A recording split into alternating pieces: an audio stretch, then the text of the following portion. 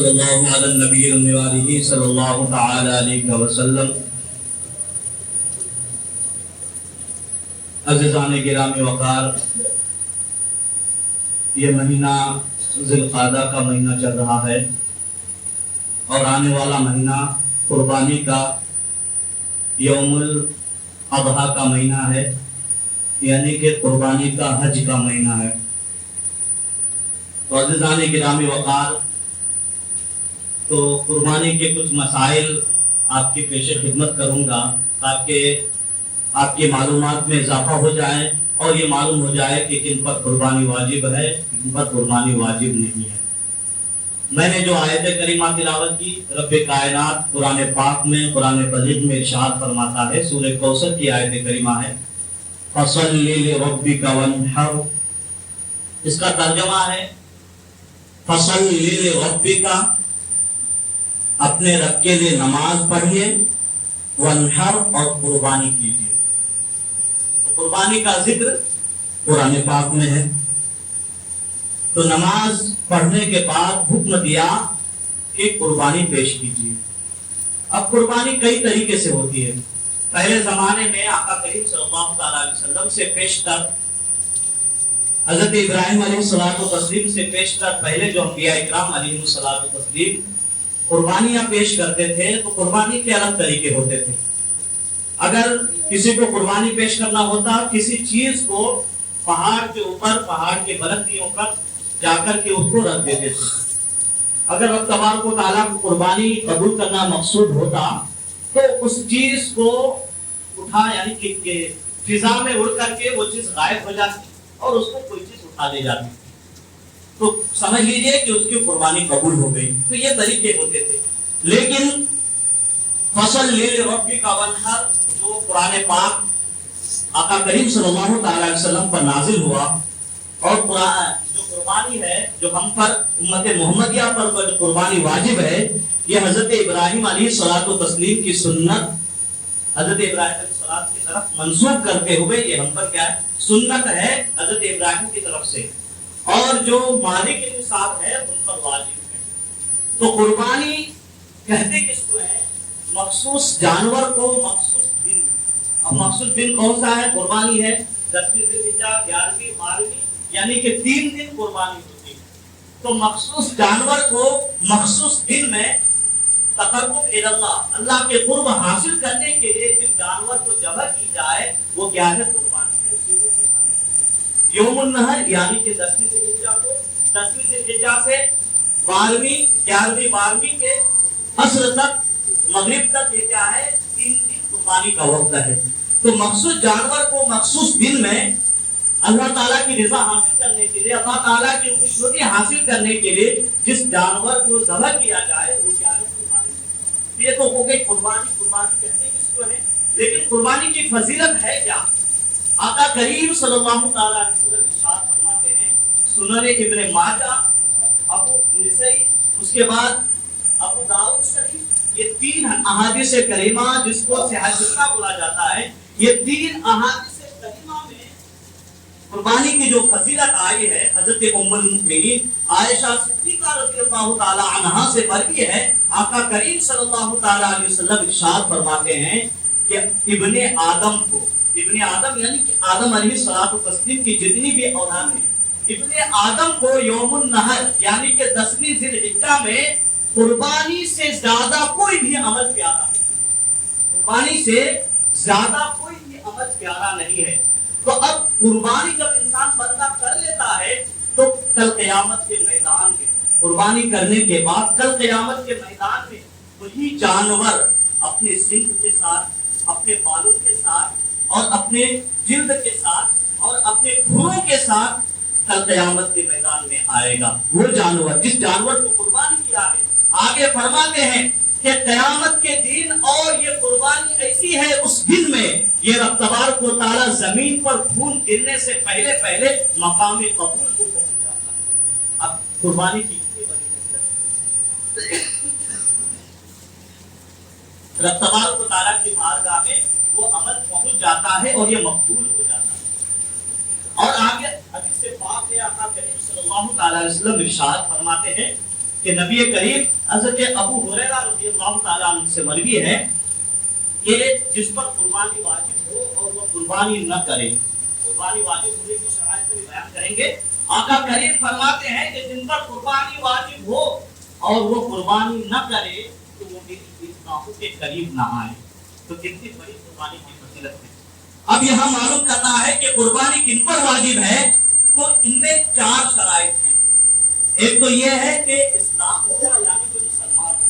اگر جو بندہ مسلمان ہے تو یہ ایک ان شرائط میں سے ایک شرائط ہے، مسلمان کے علاوہ کسی اور پر قبول نہیں۔ دوسرا یہ ہے کہ مسلمان ہونے کے ساتھ ساتھ بالغ ہو، عاقل یعنی کہ عقل مند، جو قربانی کر رہا ہے وہ عقل مند ہو، بالغ ہو۔ پہلے بالغ پر یعنی کہ جو عقل مند نہیں ہے، ناسمجھ پر قربانی واجب نہیں۔ اس کے بعد تیسری شرائط یہ ہے کہ وہ تونگری ہو، یعنی کہ مالدار ہو۔ مالدار سے مراد یہاں ہے کہ مالک نصاب ہو۔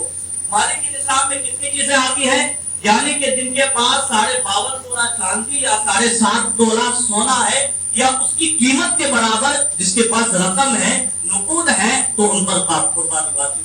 اب 52.5 تولہ چاندی کی قیمت کیا بنتی ہے، تو تقریباً ابھی کے ریٹ کے حساب سے 46 یا 47 ہزار روپے اگر جن کے پاس ہیں، یہ 3 دن کے اندر۔ زکات میں یہ ہوتا ہے کہ حولان حول جب ہو تو ان پر قربانی واجب ہے، لیکن اگر قربانی میں جو 3 دن ہوتے ہیں، ان 3 دنوں کے اندر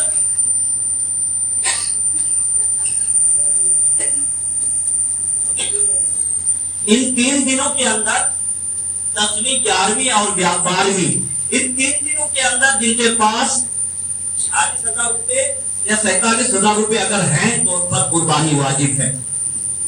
تو اب اگر جن کے پاس کبھی کبھی ایسا ہوتا ہے کہ پہلے دن یعنی کہ قربانی کے پہلے دن اگر روپے نہیں ہیں، دوسرے دن بھی نہیں ہے، لیکن تیسرے دن 12ویں کے مغرب سے پہلے اگر ان کے پاس اتنے پیسے آ گئے تو ان پر قربانی واجب ہے۔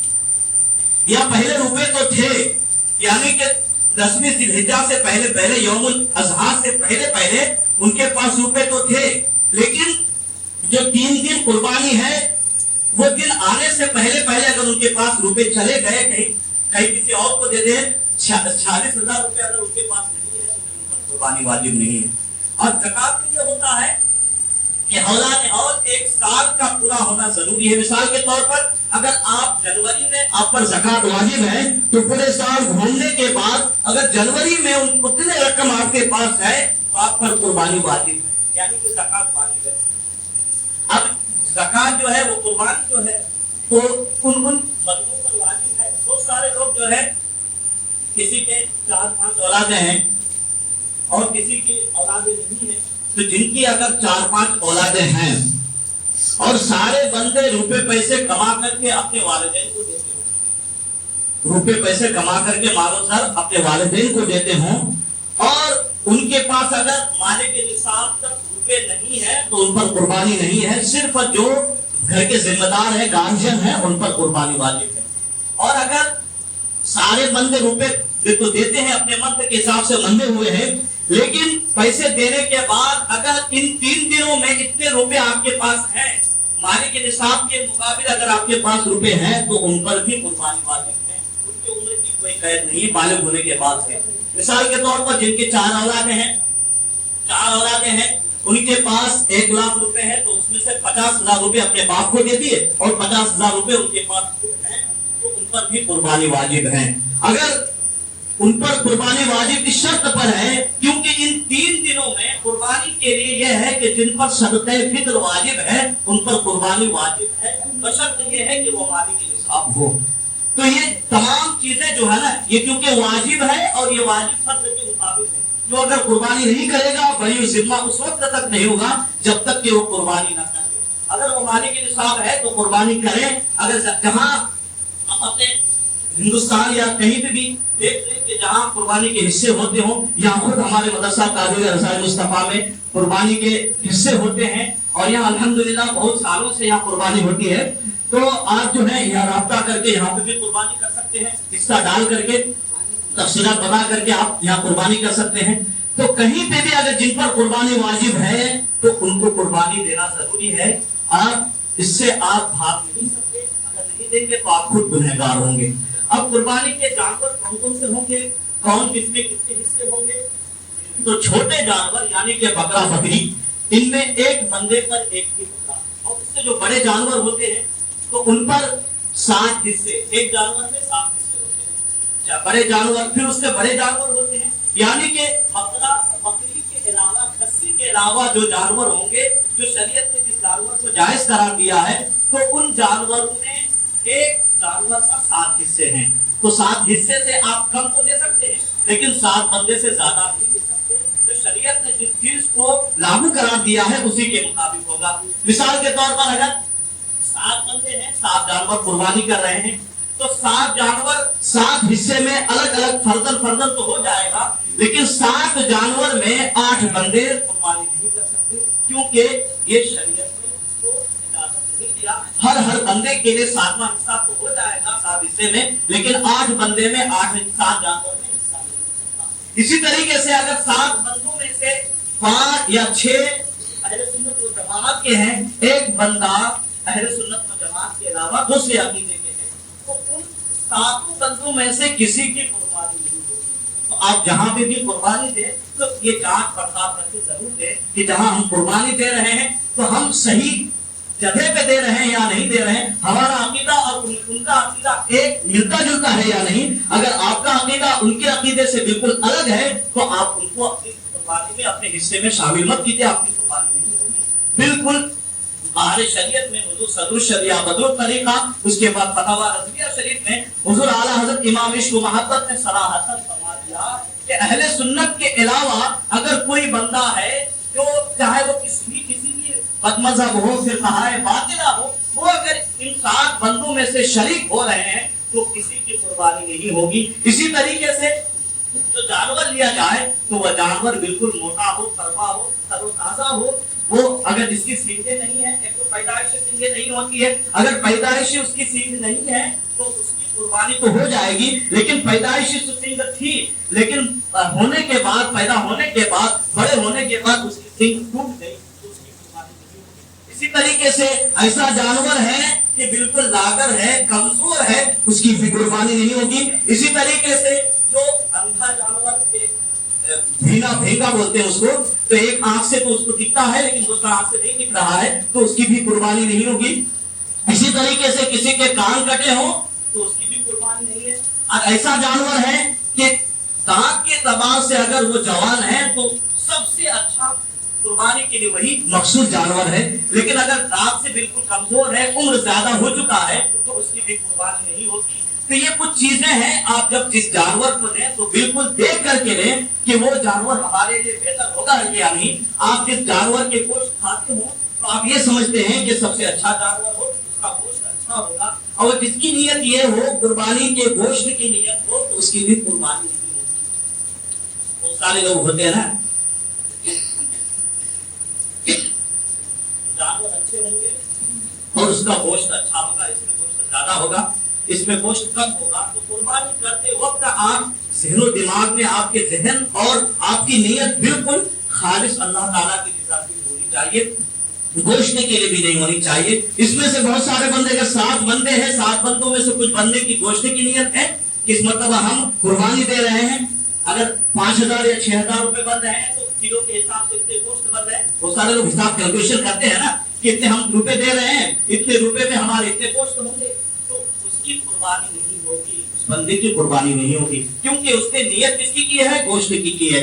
अगर अल्लाह ताला की रज़ा के लिए करेगा तो गोश्त तो मिलेगा ही, लेकिन आपकी नियत अच्छी होनी चाहिए। अगर अच्छी नियत है तो उसके सदके में गोश्त भी मिल जाएगा। एक बंदा है, गेहूं की खेती किया, गेहूं की खेती किया, गेहूं की खेती इस नियत से किया कि हमारे जो भूसे इसमें बहुत अच्छे, तो उसने नियत इसकी की भूसे की, हो सकता दाना हो या ना हो, लेकिन अगर नियत इस चीज की करे कि इसमें दाने बहुत अच्छे होंगे, तो दाने होंगे तो तो नियत बिल्कुल खालिस होनी चाहिए, अल्लाह ताला की रज़ा की होनी चाहिए। आप जो कुर्बानी दे रहे हैं, ये हम पर कुर्बानी हजरत इब्राहिम अला नबी के नाहिस, इंशाअल्लाह अगले जुमा को हजरत इब्राहिम अलैहिस्सलाम, हजरत इस्माइल अलैहिस्सलाम की बात को बयान करेंगे कि रब तबारक व तआला ने हजरत इब्राहिम अलैहिस्सलाम को जो सबसे महबूब चीज اور سب سے پیارا حضرت اسماعیل علیہ السلام ہے، اسے رب کی بارگاہ میں قربانی کرنے کو کہا تھا۔ تو اگر وہی چیز ہم پر لاگو ہوتی تو ہر انسان کو اپنی اپنی اولاد کو بارگاہ خدا میں اس کو قربان کرنا ہوتا۔ لیکن حضرت ابراہیم علیہ السلام، حضرت اسماعیل علیہ السلام پر قربان جائیے کہ رب کی رضا کے لیے اپنے آپ کو اوپر قربان کرنے کو پیش کر دیے، لیکن قربان کرنے کو تو پیش کیے، لیکن رب تبارک و تعالیٰ ہر امت آنے والی نسل کو کی بقا کے لیے رب تبارک و تعالیٰ نے جنت سے ڈبہ بھیجا اور حضرت اسماعیل علیہ السلام کو بچا لیا۔ تو یہ ہمارے اور آپ پر رب تبارک و تعالیٰ کا جو احسان ہے۔ تو رب تبارک و تعالیٰ جو چیزیں مثال آپ کو آپ کے ذہن و دماغ میں آئے تو اس پر عمل کرتے ہوئے جب جانور لیں یا جن پر قربانی واجب ہے تو اس چیز کا خاص خیال رکھیں اور ہم پر قربانی واجب ہے یا نہیں ہے۔ اگر قربانی واجب ہے تو ضرور قربانی پیش کیجیے، کیونکہ رب تبارک و تعالیٰ کے لیے جس طریقے سے ہم پر نماز واجب ہے، نماز فرض ہے، سنت ہے، مستحب ہے، اسی طریقے سے ان خاص عملوں میں سے سال میں ایک مرتبہ قربانی ہے اور ہر جن پر موجود مالک کے حساب ہے اب کسی پر واجب ہے تو قربانی کیجیے اور اپنے آپ کو رب کا بندہ ہونے کو ثبوت کرے کہ ہم رب تبارک و تعالیٰ کے بندے اس کا ذکر قرآن پاک میں بھی ہے اور احادیث کریمہ میں بھی ہے۔ رب تبارک و تعالیٰ کی بارگاہ میں دعا ہے رب کائنات ہمیں کہنے سننے سے زیادہ اس پر عمل کی توفیق عطا فرمائے اور بالخصوص رب کے بارگاہ میں قربانی کرنے کی توفیق عطا فرمائے۔ استغفر اللہ ربی من کل ذنب واتوب الیہ، لا حول ولا قوة الا باللہ العلی العظیم، وصلی اللہ تعالی علی خیر خلقہ ونور عرشہ محمد وآلہ وصحبہ اجمعین برحمتہ۔